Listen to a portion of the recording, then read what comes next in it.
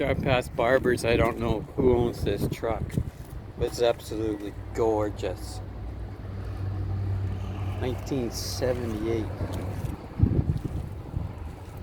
The paint on this thing is just gorgeous.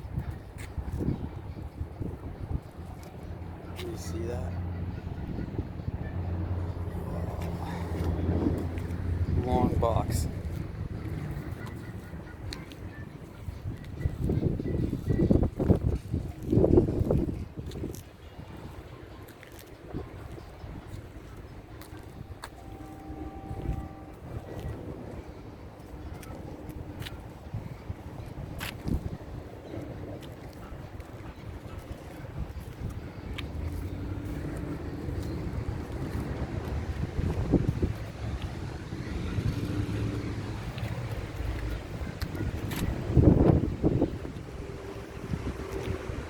Beautiful.